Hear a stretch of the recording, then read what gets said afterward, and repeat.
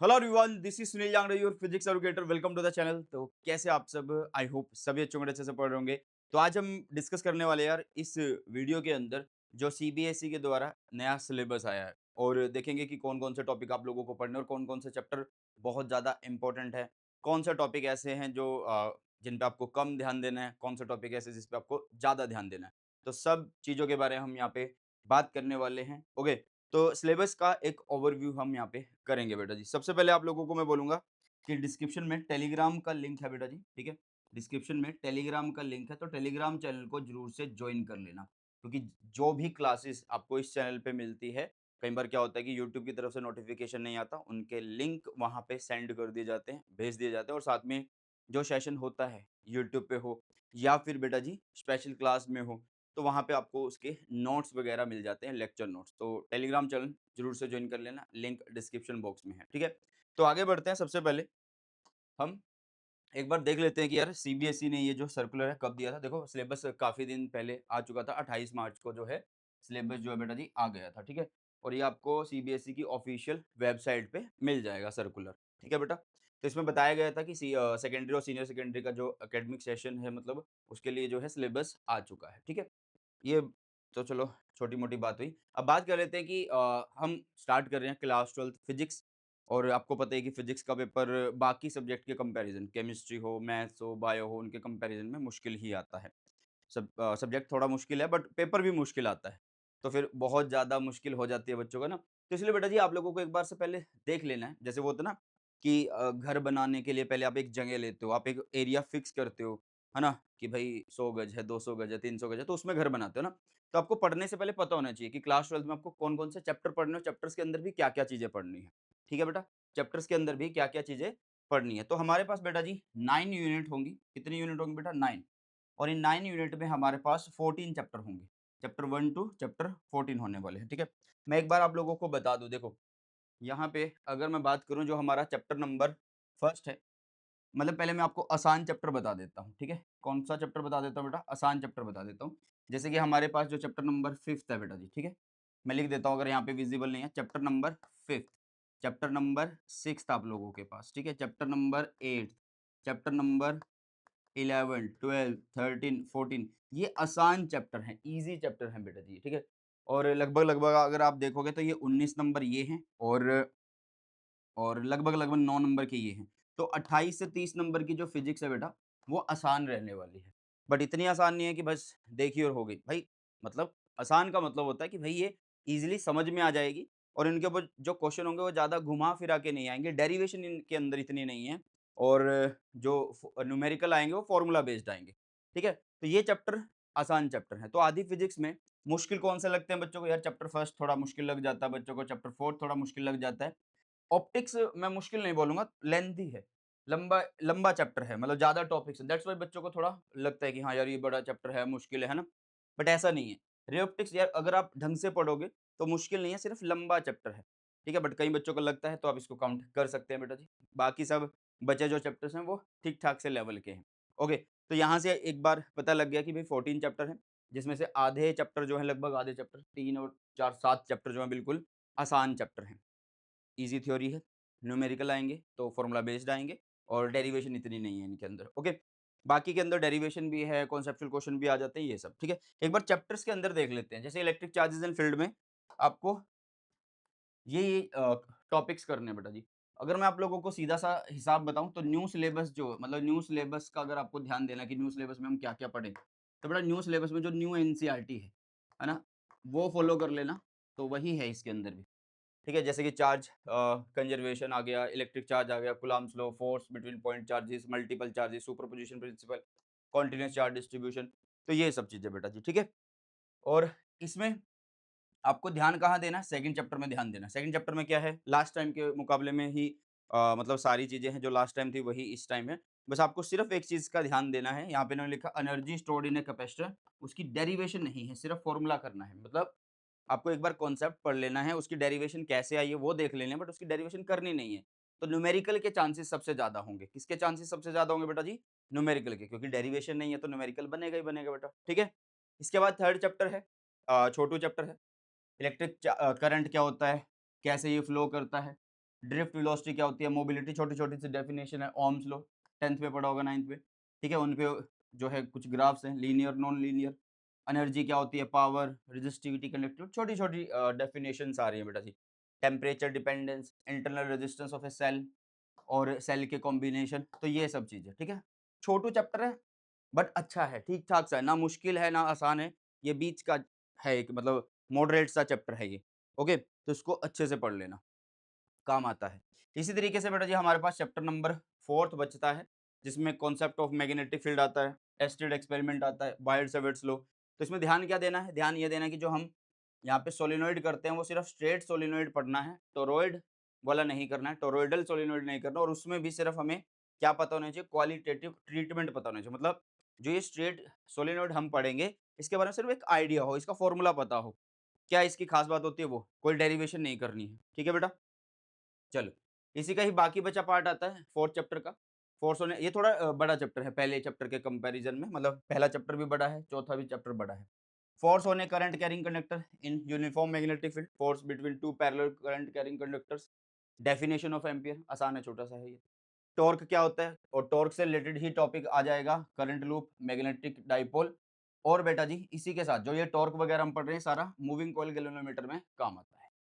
फिर आ जाता है मैग्नेटिज्म एंड मैटर, देखा जाए तो सिर्फ 3 दिन का चैप्टर है। सारी थ्योरी भरी हुई है इसके अंदर और इसमें काफ़ी चीज़ें हैं, जैसे बार मैग्नेट क्या होता है वो पता होना चाहिए। Bar magnet as an equivalent solenoid जो है बेटा जी आप लोगों के पास, ये आप लोगों को पता होना चाहिए बेटा जी, ठीक है? क्या पता होना चाहिए? क्वालिटेटिव ट्रीटमेंट, मतलब सिर्फ इसका फ़ॉर्मूला पता होना चाहिए।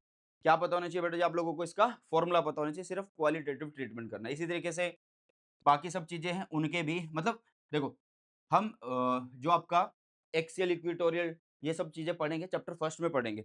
इवन पोटेंशियल के केस में से चैप्टर सेकंड में पढ़ेंगे, ठीक है? तो ये अब 5वें में डाइपोल के लिए पूछेगा, मैग्नेटिक डाइपोल के लिए। तो उसमें सिर्फ आइडिया होना चाहिए, एक्सिस पे, परपेंडिकुलर पे क्या फ़ॉर्मूले होंगे, ना कि डेरिवेशन। सिर्फ क्वालिटेटिव ट्रीटमेंट है। इसी तरीके से टॉर्क का टॉपिक, उसका भी क्वालिटेटिव ट्रीटमेंट है। मतलब ये सिर्फ ऊपर-ऊपर से चैप्टर पढ़ना है। बट यहाँ पे जो मोस्ट इम्पोर्टेंट है चैप्टर में ये है, ये वाला पोर्शन सबसे ज़्यादा इम्पोर्टेंट है बेटा जी। ये सबसे ज़्यादा इम्पोर्टेंट है। इसके ऊपर ही क्वेश्चन सबसे ज़्यादा बनेंगे। छठा चैप्टर आसान सा चैप्टर है। ईएमआई क्या होता है? Faraday's law, induced EMF, current law, Lenz law, self and mutual induction. बस ये इतना ही है ये चैप्टर, इतना सा ही है, इत्तू सा ही है, इत्तू सा। ठीक है? आसान है। अल्टरनेटिंग करंट अपने आप में आसान है।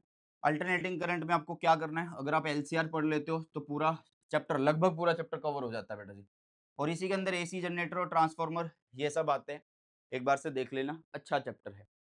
ईएम वेव, फिर से वही जैसे चैप्टर नंबर 5th है, थ्योरी है, बिल्कुल भरपूर थ्योरी है। सिर्फ कुछ नहीं आपके पास ईएम वेव की प्रॉपर्टी पता होनी चाहिए, उसकी फ्रीक्वेंसी, वेवलेंथ, यूजेस कैसे प्रोड्यूस होते हैं, ये सब इनके अंदर भरा हुआ है। मतलब सारी चीज़ें, सारा डेटा याद करने का है इस चैप्टर के अंदर। ठीक है?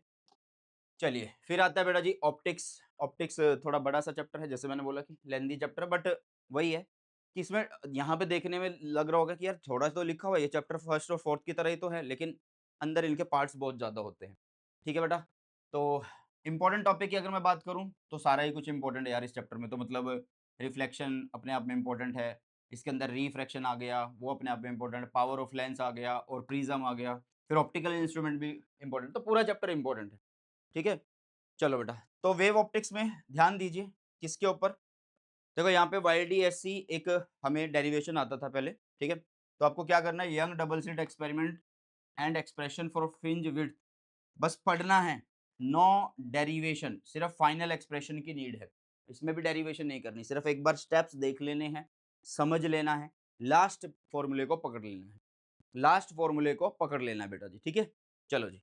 इसी तरीके से आप लोगों के पास जो डिफ्रैक्शन या डाइफ्रैक्शन जैसे भी आप लोग बोलते हो वो आता है, और उसमें भी आप लोगों को क्या करना है, सिर्फ उसका क्वालिटेटिव ट्रीटमेंट करना है।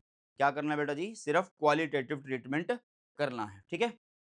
चलो, चैप्टर नंबर अब आ गया 11वां, और यहाँ से बिल्कुल ईज़ी वाली हमारी फिजिक्स शुरू हो जाती है, मतलब संपूर्ण थ्योरी। अब ये नहीं कि डेरिवेशन नहीं आएगी, आएगी इस चैप्टर में, आएगी एटम्स वाले में। एक आधी यहाँ पे आ जाएगी, एक छोटी-मोटी। ठीक है, लास्ट वाले में है नहीं है, बट टॉपिक के अकॉर्डिंग देखें तो छोटी-मोटी बन जाती है। तो आसान है बस कुल मिला के, मुझे ये पता है।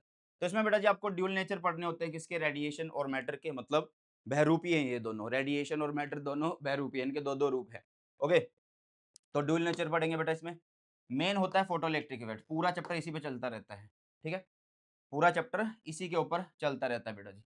फिर आपके बाद इसी की एक्सपेरिमेंटल स्टडी आ जाती है, बहुत सारे ग्राफ्स आ जाते हैं, आइंस्टाइन इक्वेशंस आ जाती हैं, ठीक है? और फिर मैटर के बारे में पढ़ते हैं हम, ठीक है? एटम्स केमिस्ट्री में ऑलरेडी पढ़ते हो, तो इतनी तुम्हें दिक्कत नहीं आएगी, आसान है। तो इसमें अल्फा पार्टिकल स्कैटरिंग एक्सपेरिमेंट ये है, इसी के अंदर रदरफोर्ड जी का एक्सपेरिमेंट आ जाता है। फिर बोहर्स मॉडल आता है जिसके ऊपर संपूर्ण चैप्टर डिपेंड करता है, हाइड्रोजन एटम का। इसी में बहुत सारे एक्सप्रेशन जैसे कि रेडियस का, वेलोसिटी का, एनर्जी का, इसी में अटैच्ड है। और लास्ट होता है हाइड्रोजन लाइन स्पेक्ट्रा, और इसकी भी सिर्फ क्वालिटेटिव स्टडी करनी है, कोई भी डेरिवेशन नहीं करनी है, कोई भी डेरिवेशन नहीं करनी है बेटा जी, ठीक है? और फिर आता है आप लोगों के पास न्यूक्लियाई।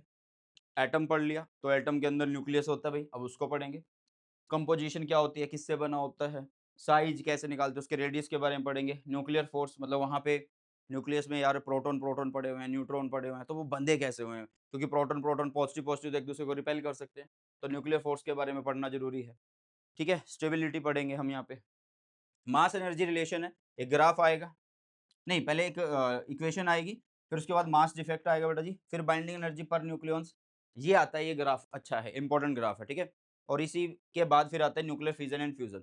यहाँ से कई बार डेफिनेशन आ जाती है या कई बार रिएक्शन कंप्लीट करनी आ जाती है बेटा जी, ठीक है? और फिर आता है हमारे पास chapter number 14 semiconductor electronics material devices and simple circuit, कहूँ तो सेमीकंडक्टर पढ़ेंगे इसके अंदर, ठीक है? पहले हम जो कंडक्टर्स हैं उनका क्लासिफिकेशन देखेंगे, एनर्जी बैंड के आधार पे, रेजिस्टिविटी के आधार पे, या फिर कंडक्टिविटी के बेस पे, है ना? और इसी तरीके से बेटा जी आपको सेमीकंडक्टर और इंसुलेटर पता होने चाहिए क्या होते हैं, सिर्फ क्वालिटेटिव आइडिया। फिर सेमीकंडक्टर की टाइप शुरू हो जाती है, एक्सट्रिंसिक और इंट्रिंसिक, और फिर एक्सट्रिंसिक की टाइप शुरू हो जाती है, पी टाइप और एन टाइप, ठीक है? फिर हम इनको यूज़ करके जब संपूर्ण डायोड हमारे पास बनता है, तो फिर उसकी वर्किंग आ जाती है, जब उन पे बैटरी वगैरह लगा देते हैं, कनेक्शन कर देते हैं, तो फॉरवर्ड, रिवर्स ये सब आ जाती है। और लास्ट रेक्टिफायर, बहुत इम्पोर्टेंट है, बट ज़रूरी नहीं है भाई सीबीएसई दे हर बार। अब ये पिछले 10 सालों से बहुत ज़्यादा इम्पोर्टेंट था, बट अभी कुछ आया नहीं इसमें से, है ना? तो वही है, सीबीएसई पे डिपेंड करेगा सब कुछ। और जो मार्क्स डिस्ट्रीब्यूशन है बेटा, मेरे ख्याल से वो स्टार्टिंग में ही आप लोगों ने देख लिया था, यहाँ पे देखिएगा। पहले 3 चैप्टर 16 नंबर के, और 4 से स 8 सॉरी 7 चैप्टर 17 नंबर के, 8 से जो 10 हैं वो आपके 18 नंबर के हैं, और 11 से जो 13 हैं वो 12 मार्क्स के, और लास्ट चैप्टर आपका 7 मार्क्स का। इससे ये पता लग रहा है कि कोई भी चैप्टर वाइज़ मार्क्स डिस्ट्रीब्यूशन नहीं है, कोई भी चैप्टर वाइज़ मार्क्स डिस्ट्रीब्यूशन नहीं है बेटा जी, ठीक है?